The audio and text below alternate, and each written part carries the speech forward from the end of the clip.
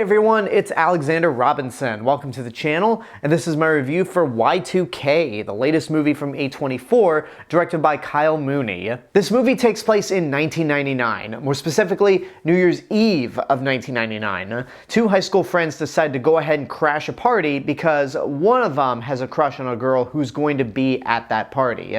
So this is their attempt to either get laid, or at the very least, get that New Year's Eve kiss.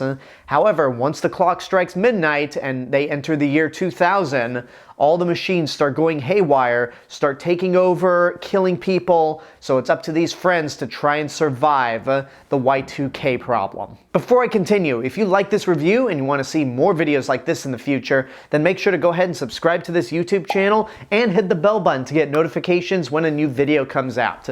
Anyway, let's continue with the review. When I first saw the trailer for this movie, I was really excited to see it for myself. I mean, it didn't look like it was anything original. It looked like it was a cross between Superbad and This Is the End, except without the meta sensibilities. And that's not really surprising considering Jonah Hill is a producer on this movie, but I was still excited regardless because it looked like one of those smaller budgeted genre films that I've grown to be a fan of over the past 5 years. Plus, the movie was being distributed by A24, so I figured at the very least it would be interesting. And when I walked out of it after the credits rolled, I was beyond disappointed. Like, words cannot describe how disappointed and almost heartbroken I was by the end of this movie. Well, this is a review, so I guess I better tell you in words what I thought of it. Going back to that trailer, I was sold that this would be an outrageous apocalyptic comedy, but the movie is just not funny. There were only a few handful of moments where I got some chuckles, but nothing that made me laugh out loud. And that's a real problem because when I saw this movie on Thursday night, the theater was mostly packed, but not many people were laughing at all. And when you have a comedy where most of the audience isn't laughing, you kind of failed as a movie. But okay, the movie doesn't really work out as a comedy. I mean, it's never annoying, it's just more awkward to watch. But maybe the story can hook me in. Maybe I can be invested in these characters and want them to survive to the end. And unfortunately, we don't get that either. Both aspects of this movie that should work just don't. The two friends, played by Jaeden Martell and Julian Dennison, are just carbon copies of Jonah Hill and Michael Cera from Superbad. And I didn't think they were all that funny. They were very awkward to watch.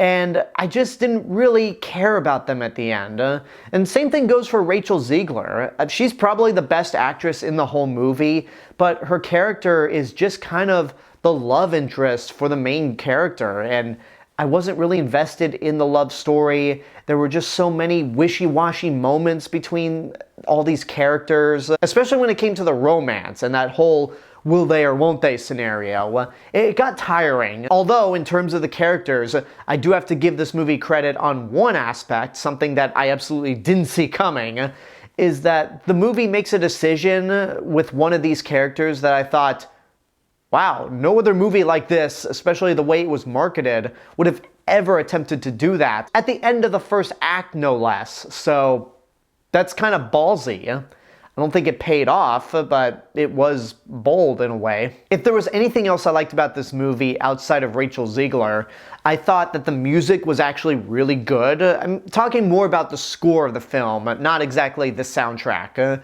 because the score had that techno sound to it.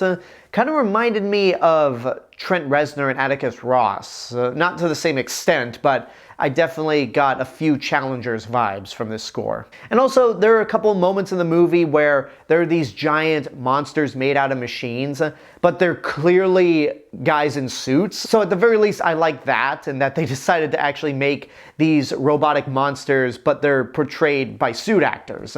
That was a lot of fun. And while the second and third act are definitely better than the first act of the film, I just didn't think it was enough to save it at the end of the day. This was a massive letdown of a film. Again, it wasn't original, but I thought it could be unique and at the very least charming, and it's neither unique nor is it charming. I would normally say watch at your own risk, mainly for the aspects that I liked about the movie, especially the score, but I just can't do that. This is an A24 movie, and whenever I see that logo, I expect something a little bit more, or at the very least unique, and unfortunately this movie is not unique in the slightest. So I have to say, don't waste your money on it. It's not one of the worst movies I've seen this year. I've seen far worse, but it is undeniably the most disappointing movie of the year, and really, I left that theater at the end disappointed almost to heartbreak because I thought this movie could have been something really fun. And there you go, that's my review for Y2K. I hope you enjoyed it. Thank you for watching this video, thank you for being subscribed to the channel, and I also want to give a special thank you to my YouTube members right over here. If you want to help support the channel even more, you can do so via YouTube memberships for as little as $1.99 a month. Not only do you get early access to all of my reviews, including this one, but you get exclusive perks like my top 5 favorite series every month, and starting next year, the ability to nominate and vote for retro movie reviews every month. So I hope you guys consider joining as a YouTube member in the future. And until next time, I want to know what you guys think about Y2K. Whatever your opinions are, let me know in the comments below. Don't forget to like the video, subscribe to the channel, and hit the bell button to get notifications. If you want to find me elsewhere on the internet, you can do so through these social media platforms and my theme park and travel channel right here on YouTube. I'll see you guys in the next video, but until then, have a good day and take care of yourselves.